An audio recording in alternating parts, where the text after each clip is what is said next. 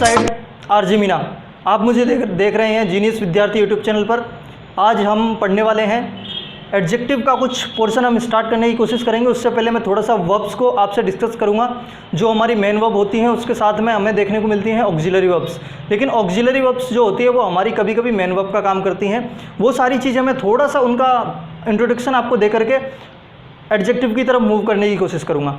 बाकी नाउन को और नॉन फाइनाइट वर्ब को हम कंप्लीट कर चुके हैं पिछले लेक्चर्स में, आप देख सकते हैं उनको। ठीक है, तो आज हम डिस्कस करने वाले हैं वर्ब्स का जो ऑक्सिलरी पार्ट होता है वो किस तरीके से मेन वर्ब का काम करता है। दोस्तों आपको देखने को मिला होगा, एक होता है डू वर्ब, एक होता है बी वर्ब और होता है हैज़ वर्ब। ठीक है, डू वर्ब की कौन सी फॉर्म्स होती हैं? डू, डज ये होता है फर्स्ट फॉर्म, डिड होता है सेकंड फॉर्म और डन होता है थर्ड फॉर्म, आपने देखा होगा। और बी का जो फर्स्ट फॉर्म होता है इज होता है एम और आर। ठीक है, डू किसके साथ यूज़ किया जाता है? प्लूरल सब्जेक्ट के साथ यूज़ किया जाता है। डिड और डज जो होता है वो सिंगुलर सब्जेक्ट के साथ यूज़ किया जाता है। इसी तरीके से इज़ सिंगुलर सब्जेक्ट के साथ यूज़ किया जाता है और आर प्लूरल के साथ, और एम जो यूज़ किया जाता है आई के साथ यूज़ किया जाता है। ये हुआ इसका फर्स्ट फॉर्म। सेकंड फॉर्म उसका होता है वॉज और वर। इसका जो थर्ड फॉर्म होता है वो होता है बीन। इसी तरीके से हैज़ वर्ब को अगर हमने देखने की कोशिश करी तो हैज़ वर्ब का जो फर्स्ट फॉर्म होता है वो होता है हैज़ और हैव, जिसमें हैज़ सिंगुलर वर्ब है और हैव प्लूरल वर्ब है। और इसका जो सेकंड फॉर्म होता है वो होता है हैड, और इसका थर्ड फॉर्म भी हमें देखने को मिलता है हैड। ठीक है, अब ये हमने ऑक्सिलरी वर्ब के रूप में तो देखा ही है। किस तरीके से देखा है ऑक्सिलरी वर्ब के रूप में? तो he is playing football, they are playing football. तो यहाँ पर प्लेइंग अपने आप में क्या है? मेन वर्ब है, और जो आर है वो ऑक्सिलरी वर्ब है। लेकिन हमें देखना है कि कब किस तरीके से ये हमें मेन वर्ब का काम करती हैं। जो हमारी इंग्लिश में जो मेन रोल अदा करता है वो करता है बी वर्ब। बी वर्ब का एक एडजेक्टिव से गहरा संबंध है, तो इसीलिए मैंने एडजेक्टिव को स्टार्ट करने से पहले बी वर्ब का थोड़ा सा डिस्कशन जरूरी समझा। और हैज़ वर्ब और डू वर्ब ये भी हमारे जनरली यूज़ किए जाते हैं। डू वर्ब किसी काम को करने के लिए यूज़ किया जाता है, बी वर्ब बहुत सारी चीज़ों को बताता है, इसको हम डिस्कस करेंगे डीपली। और हैज़ वर्ब जो होता है वो पोजीशन को शो करता है। एग्जाम्पल मैंने आपके सामने लिखने की कोशिश की। सबसे पहले मैं आपके सामने एग्जाम्पल से लिखता हूँ डू वर्ब के मैंने एग्जाम्पल्स लिखे।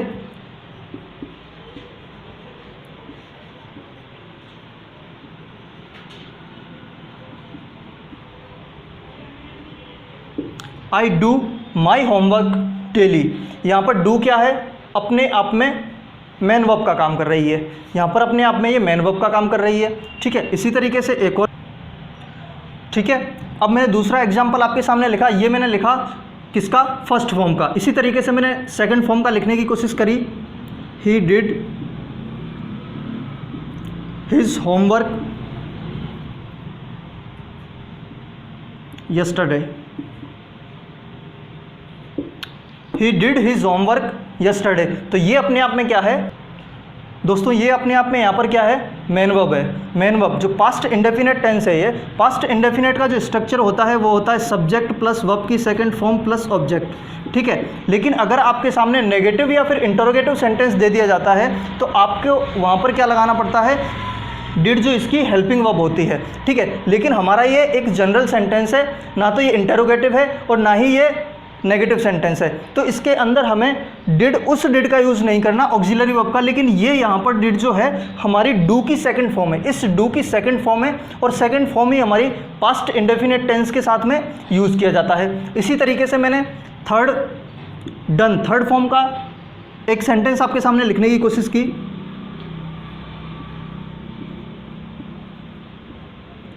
They have done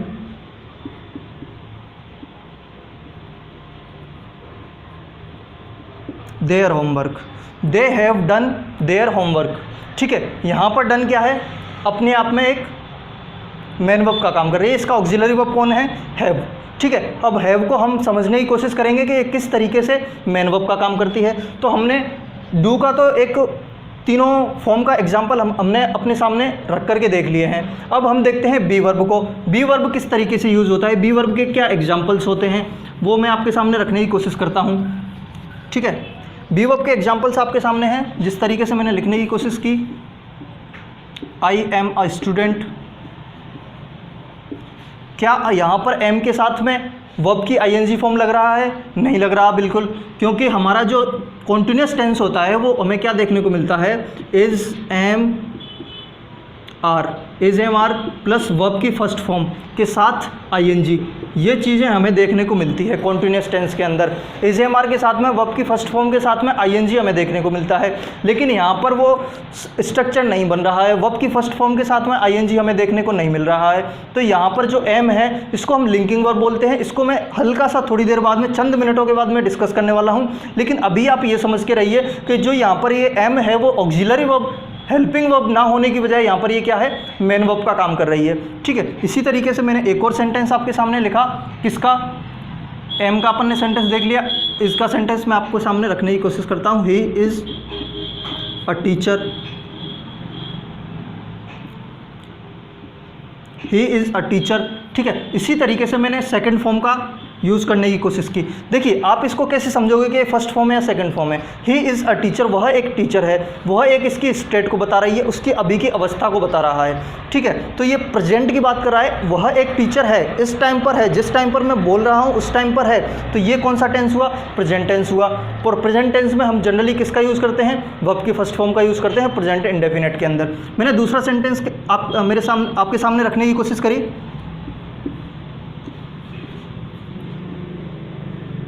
they were with me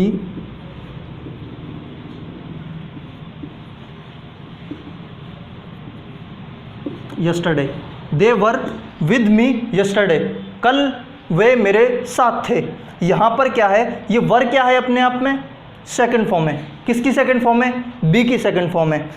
otherwise तो इसके साथ में हमें क्या देखने को मिलता है, वर्ब की फर्स्ट फॉर्म के साथ में आईएनजी देखने को मिलता है। वो नहीं है तो ये अपने आप में क्या है, ये मेन वर्ब का काम करेगी। और सेकंड फॉर्म है, अभी हमें समझ में आ रहा होगा कि ये सेकंड फॉर्म है तो ये पास्ट इंडेफिनिट टेंस है, पास्ट इंडेफिनिट टेंस है। अब ये पास्ट इंडेफिनिट टेंस है, हमें कैसे पता चला, एक तो हमारा इसके अंदर पास्ट इंडेफिनिट का क्या लगा हुआ है, एडवर्ब लगा हुआ है यस्टरडे। यस्टरडे हमें शो करता है ये कि पुरानी बात हुई है, पास्ट की बात हुई है, जो कि इंडेफिनिट का एक एडवर्ब है।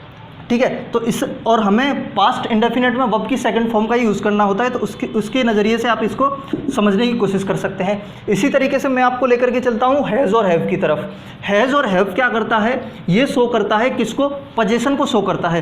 पोजीशन को किस तरीके से शो करता है, ये सेंटेंस देखिए हम जनरल लाइफ में काफ़ी यूज़ करते हैं। हमने इंग्लिश जब से पढ़ते हुए आ रहे हैं, हम इनको पढ़ रहे हैं, लेकिन हमें इनका स्ट्रक्चर के ये आपस में जुड़ते कैसे हैं, ये सेंटेंस बन कैसे जाता है, इनके बीच में जो रिलेशन होता है ना वो क्या होता है, उन चीज़ों को मैं आपके सामने डिलीवर करने की कोशिश कर रहा हूँ। जैसे मैंने लिखने की कोशिश करी, she has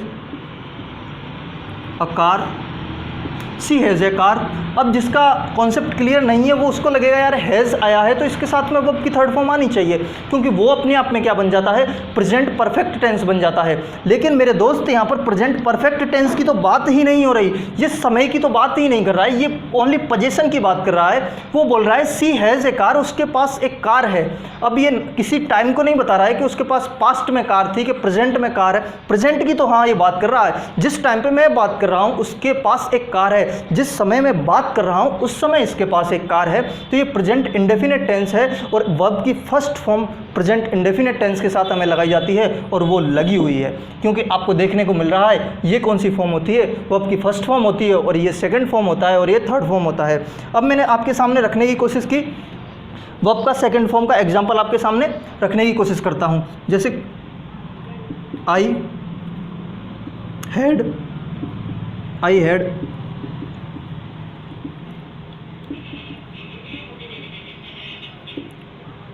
yesterday, I had RS 5000 yesterday, मेरे पास कल 5000 रुपये थे।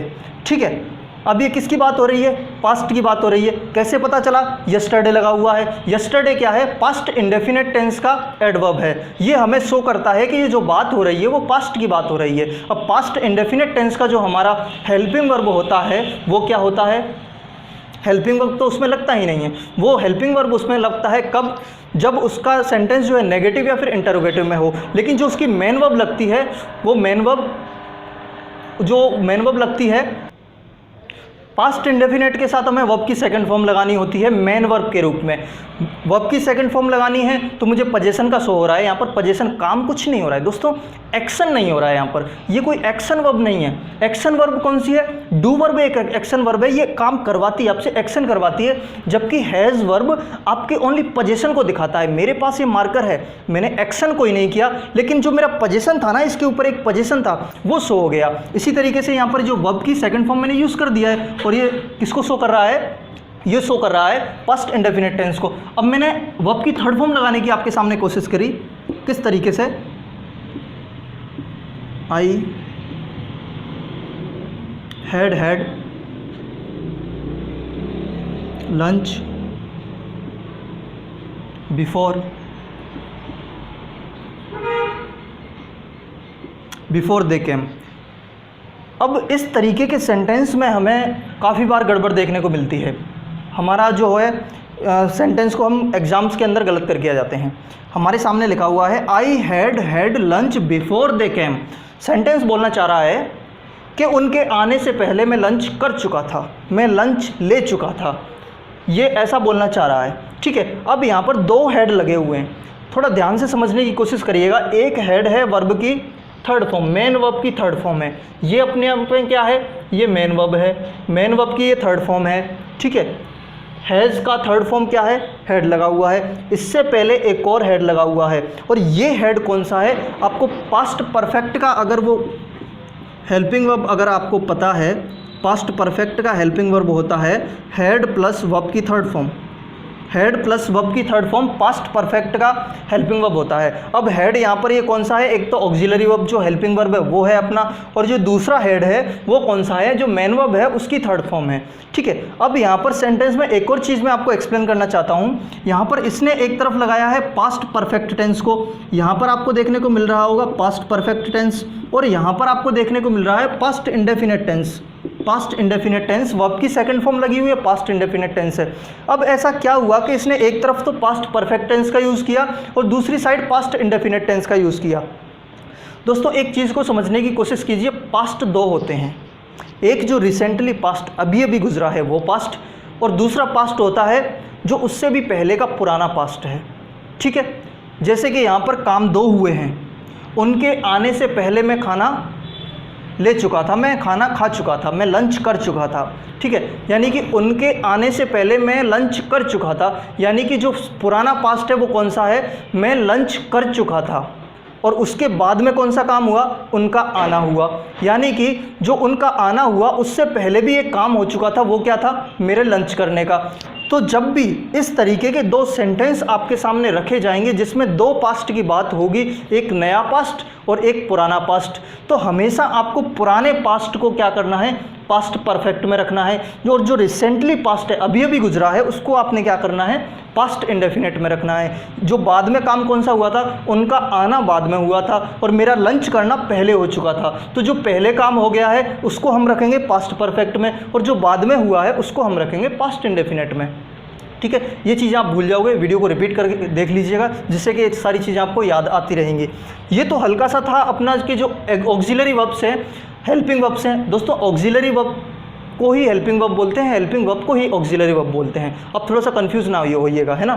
तो हमें ये चीज़ें समझ में आ चुकी है कि हेल्पिंग वर्ब किस तरीके से मेन वर्ब का काम कर जाती हैं।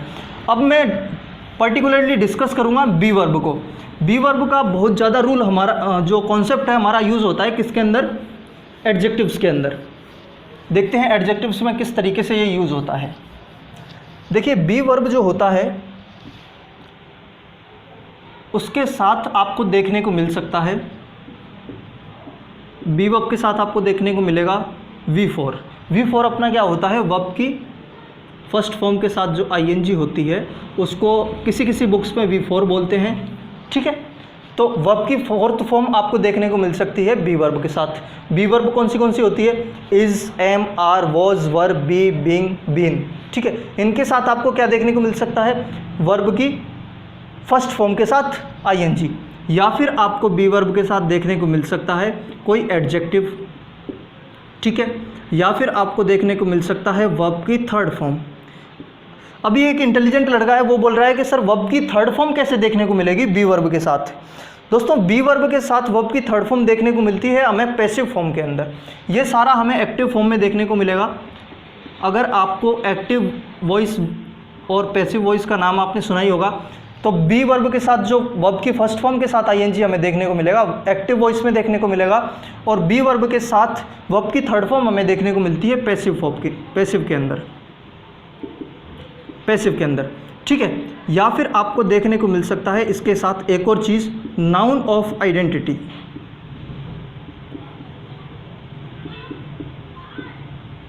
नाउन ऑफ आइडेंटिटी, ये चार चीज़ें आपको किसके साथ देखने को मिल सकती हैं? बी वर्ब के साथ। बी वर्ब के साथ, इस बी के साथ नहीं, मैं बी बोल रहा हूँ, इसका मतलब मैं बोल रहा हूँ is, am, are, was, verb. इन चीज़ों के साथ में आपको इन चार के अलावा और कुछ भी देखने को नहीं मिलेगा। जब भी सेंटेंस में आपको बी वर्ब दिख जाए, यानी कि is, am, are, was, verb, be, been, being, ये वर्ब दिख जाए तो उसके बाद आपको देखना है कि वर्ब की फर्स्ट फॉर्म के साथ आईएनजी है, या फिर एडजेक्टिव है, या फिर सेंटेंस पैसिव में है और वर्ब थर्ड फॉर्म में लगी हुई है, या फिर इसके साथ देखने को मिलेगा आपको नाउन ऑफ आइडेंटिटी। नहीं समझ आया नाउन ऑफ आइडेंटिटी? चलिए मैं एक्सप्लेन करने की कोशिश करता हूँ। इसके एग्जाम्पल्स मैं आपके सामने रखने की कोशिश करूँगा कि किस तरीके से ये बनता है। इसका एग्जाम्पल रखता हूँ मैं फर्स्ट केस का।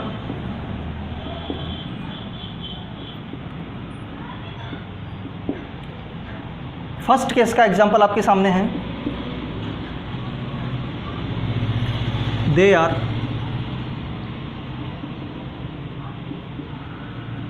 Playing football. They are playing football. अब ये आपको चीज़ समझ में आ गई होगी कि ये बी वर्ब है अपने आप में, क्योंकि बी का ही तो फॉर्म है आर। अब इसके साथ हमें क्या देखने को मिल रहा है? वर्ब की फर्स्ट फॉर्म के साथ आईएनजी देखने को मिल रहा है। तो ये अपना कौन सा केस हुआ? फर्स्ट केस हुआ। ये जनरल केस है जो हमें जनरली देखने को मिलता है। अब दूसरा केस हमारे सामने आता है बी प्लस एडजेक्टिव। मैंने लिखने की कोशिश करी, he is smart. He is smart. Is यहाँ पर क्या है? बी वर्ब है। इसके साथ हमें देखने को क्या मिला? स्मार्ट। अब स्मार्ट अपने आप में क्या है? मैंने आपको कितना कंसंट्रेट, कितना जोर दे करके इस चीज़ पर मैंने आपको इस वीडियो में, उस वीडियो में समझाया था जिसमें हमने आइडेंटिफिकेशन ऑफ नाउन और एडजेक्टिव को समझने की कोशिश की थी। इसने बोला ही इज़ स्मार्ट। मैंने पूछा वह कैसा है? उसने बोला वह स्मार्ट है। मैंने पूछा वह कैसा है? उसने बोला वह स्मार्ट है। कैसा है? स्मार्ट है। हाउ का रिप्लाई दिया। किसका रिप्लाई दिया? हाउ का रिप्लाई दिया। जो हाउ का रिप्लाई देता है वो अपने आप में कौन होता है? एडजेक्टिव होता है। तो स्मार्ट यहाँ पर क्या हो गया? एडजेक्टिव। ये किसको क्वालिफाई कर रहा है? इस ही के बारे में ही तो जानकारी दे रहा है कि ही कैसा है? ही स्मार्ट है। तो स्मार्ट क्या हुआ? एडजेक्टिव हुआ। तो ये हुआ अपना सेकंड केस, जिसमें आपको बी वर्ब के साथ एडजेक्टिव देखने को मिल सकता है। थर्ड केस आपके सामने रखने की कोशिश करता हूं, passive form. She is selected इन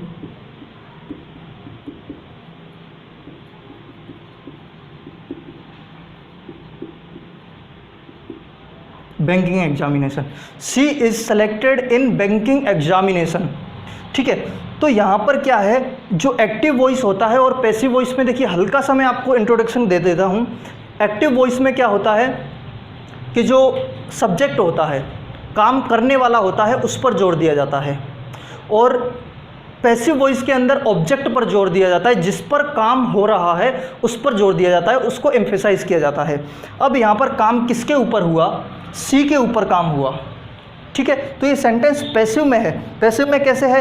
क्योंकि सी ने काम नहीं किया। यहाँ पर she is selected in banking examination, तो सी ने तो कोई काम किया ही नहीं है। क्या हुआ? इसको सेलेक्ट किया गया है। किसके लिए? बैंकिंग एग्जामिनेशन में इसको सेलेक्ट किया गया है। अब किया गया है तो इसने काम नहीं किया, इसको किसी और ने सेलेक्ट किया है। तो जब भी ऑब्जेक्ट के ऊपर काम करने की बात आएगी तब वो हमारा सेंटेंस किस में होगा? पैसिव में होगा। तो ये सेंटेंस पैसिव में है, ये अपने आप में बी वर्ब है, और इसके साथ हमें देखने को मिल रही है वर्ब की थर्ड फॉर्म। तो ये अपना कौन सा केस हुआ? ये हुआ अपना थर्ड केस। अब आपको देखने को मिलेगा कौन सा? Fourth case. इसका एग्जांपल मैं आपके सामने रखने की कोशिश करता हूं, जिसमें हमें देखना है कि बी कैसे नाउन ऑफ आइडेंटिटी के साथ हमें यूज़ करना होता है। नाउन ऑफ आइडेंटिटी के साथ कैसे यूज़ करना होता है? मैंने बोला she is a teacher. She is a teacher. अब टीचर क्या वर्ब की फर्स्ट फॉर्म के साथ आईएनजी है? बिल्कुल नहीं है, तो पहला केस नहीं है ये अपना। क्या ये एडजेक्टिव है टीचर? टीचर तो अपने आप में नाउन है। कौन सा नाउन है? कॉमन नाउन है, इसीलिए तो मैंने इसके साथ आर्टिकल लगा रखा है, क्योंकि कॉमन नाउन के साथ तो आर्टिकल लगता है। तो ये सेकंड केस भी अपना नहीं है। क्या ये टीचर वर्ब की थर्ड फॉर्म है? अरे भाई ये तो वर्ब है ही नहीं, थर्ड फॉर्म कहाँ से होगी? तो ये अपना कौन सा केस हुआ? ये फोर्थ केस हुआ, नाउन ऑफ आइडेंटिटी। अब ये नाउन ऑफ आइडेंटिटी क्या होता है? ये नाउन ऑफ आइडेंटिटी होता है जो वर्ब के साथ में बी वर्ब के साथ आकर के ये क्या करेगा? आइडेंटिटी को बताएगा। किसकी आइडेंटिटी को बताएगा? नाउन की आइडेंटिटी को बताएगा। अब यहाँ पर नाउन नहीं है तो ये प्रोनाउन है। प्रोनाउन में भी तो नाउन ही छुपा है ना, तो यहाँ पर क्या कर रहा है? ये नाउन ऑफ आइडेंटिटी है, इसकी आइडेंटिटी को बता रहा है। सी की आइडेंटिटी को बताया इसने कि वह कौन है? वो एक टीचर है। ये क्या कर रहा है? इसकी सी की आइडेंटिटी को रिवील करता है। तो इसने क्या बोला? ये अपने आप में क्या हो गया? A teacher, noun of identity. तो हमें 4 चीज़ें देखने को मिली बी वर्ब के साथ में। ये चारों आपको नोट करके रखनी है अपनी नोटबुक के अंदर, क्योंकि जब भी आपको बी वर्ब देखने को मिल जाए और आपको सबसे पहले दिमाग में क्या 4 चीज़ें आनी चाहिए? एक्टिव वॉइस में वर्ब की फर्स्ट फॉर्म के साथ आईएनजी, एडजेक्टिव सेंटेंस पैसिव में वर्ब की थर्ड फॉर्म और नाउन ऑफ आइडेंटिटी। ठीक है, ये 4 चीज़ें आपके सामने आनी चाहिए। तो दोस्तों ये कुछ क्वेश्चंस मैंने आपके सामने लिखे हैं, इसको बस इन 4 चीज़ों को ध्यान में रखते हुए इनको हम सॉल्व करने की कोशिश करेंगे। कौन सी 4 चीज़ें? यही वाली 4 चीज़ें। ठीक है, the child is space on her parents. आपको किस में से लगाना है? ऑप्शन आपके सामने है, डिपेंडेंट, डिपेंड, डिपेंडेंस। ठीक है, अब इसके अंदर ब्लैंक स्पेस के अंदर क्या आना चाहिए ये हमें कैसे पता चलेगा? इसके अंदर कुछ तो, एक तो वर्ब दी हुई है, एक एडजेक्टिव दिया हुआ है और एक नाउन दिया हुआ है, और हमें क्या लगाना है? हमें देखने को मिल रहा है कि यहाँ पर आया हुआ है एक बी वर्ब। बी वर्ब कहाँ से आया है? बी की फॉर्म लगी हुई है इज, और इसके बाद में बी के बाद में हमें क्या लगाना होता है? या तो वर्ब की फोर्थ फॉर्म जो कि हमारे ऑप्शन में नहीं है, थर्ड फॉर्म जो कि ऑप्शन में नहीं है, नाउन ऑफ आइडेंटिटी ये भी ऑप्शन में नहीं है। तो अब यहाँ पर हमें क्या लगाना पड़ेगा? एडजेक्टिव लगाना पड़ेगा। बी के बाद में एडजेक्टिव लगाना पड़ेगा। ये मुझे देखने को मिल रहा है इसके अंदर। डिपेंडेंट, मैंने बोला कि वह लड़का जो है उनके पेरेंट्स पर डिपेंडेंट है। कैसा है? डिपेंडेंट है। तो यहाँ पर हमें क्या लगाना होगा? डिपेंडेंट।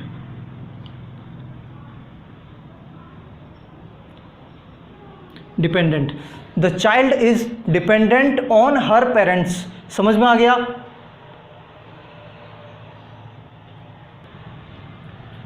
समझ में आ गया आपको कि हमारा जो राइट आंसर कौन सा हुआ? डिपेंडेंट हो गया। डिपेंडेंट कैसे हो गया? क्योंकि हमें V4 यहाँ पर ऑप्शन में नहीं है, क्योंकि डिपेंडेंस तो अपने आप में एक नाउन है, डिपेंडेंस, और डिपेंड अपने आप में एक वर्ब है, तो हम ओनली एडजेक्टिव ही तो लगा सकते हैं इसके थ्रू। ठीक है, इसी तरीके से दूसरा क्वेश्चन है, it space not possible to beat on India. I think cricket के लिए बोला हुआ है कि पॉसिबल नहीं है इंडिया को हरा पाना, है ना। यहाँ पर हमें लगाना है, क्या लगाना है? अब आपको थोड़ा सा समझने की कोशिश करनी होगी कि यहाँ पर पॉसिबल आया है। पॉसिबल अपने आप में क्या है? एक एडजेक्टिव है। ये अपने आप में एक एडजेक्टिव है कि ये चीज़ पॉसिबल है। ये कैसी है? ये पॉसिबल है, ये इम्पॉसिबल है। तो वो एक उसकी क्वालिटी को डिफाइन करता है। तो पॉसिबल अपने आप में क्या है? एक एडजेक्टिव है। अब एडजेक्टिव है तो एडजेक्टिव से पहले क्या लग रहा है हमारा? Be verb. तो बी वर्ब यहाँ पर क्या है? इज हम लगा देंगे। It is not possible to beat India. इस तरीके से आपको सेंस पर जाना होगा। The news is not yet, option में है कन्फर्म, कन्फर्म्ड, कन्फर्मेशन। कन्फर्मेशन अपने आप में क्या है? इसकी अभी कन्फर्मेशन नहीं हुई। क्या नहीं हुई? कन्फर्मेशन नहीं हुई। व्हाट का आंसर दे करके ये क्या बन गया? अपने आप में नाउन बन गया। अब देखिए वर्ब की थर्ड फॉर्म भी यहाँ पर लगी हुई है और एक लगा हुआ है क्या? कन्फर्म, जो कि वर्ब की फर्स्ट फॉर्म है। और वर्ब की फर्स्ट फॉर्म, नाउन तो हमारे इसमें किसी में भी नहीं आता है, तो नाउन तो अपना गलत हो जाएगा। ठीक है, एक आता है वर्ब की फर्स्ट फॉर्म भी हमारी किसी में नहीं आती है। हमारा आता है एक तो थर्ड फॉर्म और एक थर्ड फॉर्म आती है बिल्कुल, और आता है एडजेक्टिव थर्ड फॉर्म। ठीक है, अब ये थर्ड फॉर्म ही हमें लगानी पड़ेगी यहाँ पर। क्यों? क्योंकि ये जो सेंटेंस है वो किस में है? पैसिव में है। ये बोलना चाह रहा है कि news it not confirmed yet, news अभी कन्फर्म नहीं हुई है। अब ये न्यूज़ कन्फर्म नहीं हुई है तो किसी के थ्रू ही, किसी के द्वारा इस न्यूज़ को कन्फर्म किया जाएगा, यानी कि सेंटेंस जो है पैसिव में है, जो इसलिए यहाँ पर वर्ब की बी वर्ब के साथ में थर्ड फॉर्म का हमें यूज़ करना है, और ये वाला स्ट्रक्चर हमारा यहाँ पर यूज़ हो गया है। इसी तरीके से दीज वेजिटेबल्स स्पेस फ्रेश। अब फ्रेश अपने आप में क्या है? एडजेक्टिव है। फ्रेश ये सब्जियां कैसी हैं, ये सब्जियां फ्रेश हैं। सब्जियों की क्वालिटी को उसने बताया, हाउ का जवाब दिया, तो फ्रेश अपने आप में क्या हो गया मेरे दोस्त, ये हो गया एडजेक्टिव। तो इससे पहले हमें क्या लगाना होगा, बी वर्ब, जो कि क्या हो जाएगा, दीज वेजिटेबल्स आर फ्रेश। इस तरीके से आपको इन चीज़ों को समझना है। हमें पता पहले भी था कि ये सेंटेंस ऐसे बनता है, लेकिन किस तरीके से बनता था, इसका जो इसकी कंस्ट्रक्शन होती थी वो क्या होती थी, वो आज हमें समझ में आने को लगा है। ठीक है, यहाँ पर है दे स्पेस फिल दिस बोतल। ठीक है, अब ये फिल अपने आप में क्या है मेरे दोस्त, फिल तो अपने आप में एक मेन वर्ब है, वर्ब की फर्स्ट फॉर्म है। ठीक है, वर्ब की फर्स्ट फॉर्म है, तो वर्ब की फर्स्ट फॉर्म तो हमें यहाँ पर कहीं पर भी देखने को नहीं मिलती है। अभी ये लगा हुआ है, इसके ऑप्शन हमें दिए नहीं गए हैं, तो ये पूछ रहा है यहाँ पर कुछ आना चाहिए कि नहीं आना चाहिए, बी वर्ब आना चाहिए कि नहीं आना चाहिए। अब वर्ब की फर्स्ट फॉर्म से पहले हमें बी वर्ब देखने को नहीं मिलती है, कहीं पर वर्ब की फर्स्ट फॉर्म देखने को नहीं मिल रही है, तो उससे पहले बी वर्ब नहीं आएगा। इट मीन्स यहाँ पर हमें कुछ भी नहीं लगाना है, जो सेंटेंस है वो अपने आप में ऑलरेडी सही है। दे फिल दिस बोतल, दे फिल दिस बोतल, वो उस बोतल को भरते हैं। ठीक है, इस तरीके से सेंटेंस है। आगे है there space full of confidence. अब ये फुल अपने आप में क्या है, फुल एक एडजेक्टिव है, एडजेक्टिव है।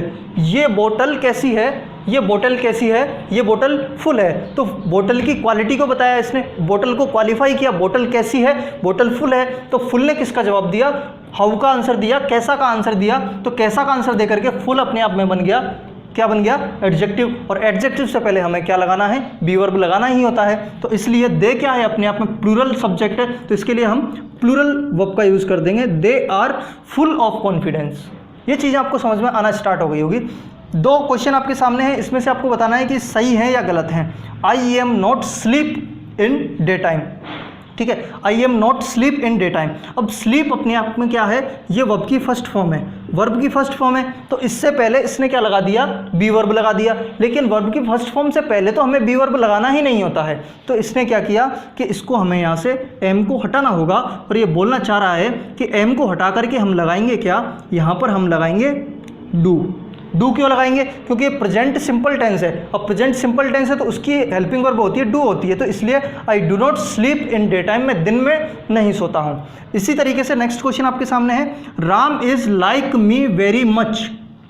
लाइक फिर से अपने आप में क्या है, वर्ब की फर्स्ट फॉर्म है, लाइक वर्ब की फर्स्ट फॉर्म है, और फर्स्ट फॉर्म से पहले हमें बी नहीं लगाना होता है, और इसने यहाँ पर बी लगा रखा है, बी लगा रखा है यहाँ पर। तो इसको हमें क्या करना होगा, रिमूव करना होगा, और इस सेंटेंस को हमें प्रेजेंट सिंपल टेंस में ले जाना होगा। चूंकि राम क्या है, सिंगुलर सब्जेक्ट है, तो इसको अभी हमें सिंगुलर बनाना होगा, एस लगा करके, Ram likes me very much. तो इस तरीके से आज हमने बी वर्ब को समझने की कोशिश की, और बी वर्ब हमारे सफ़र में इंग्लिश के एंड तक चलने वाली है। तो ये सारी चीज़ें आपको याद होनी चाहिए। बी वर्ब याद आते से ये चारों स्ट्रक्चर आपके दिमाग में आ जाने चाहिए। वीडियो को लाइक अभी तक नहीं किया, वीडियो को लाइक कर दीजिए। चैनल को सब्सक्राइब नहीं किया, चैनल को सब्सक्राइब कर दीजिए। कोई डाउट अगर आपका रह जाता है तो कमेंट बॉक्स में बताइए, मैं अगली वीडियो में आपका क्लियर करूँगा। और मैं मिलता हूँ आपसे अगली वीडियो में। Thank you so much.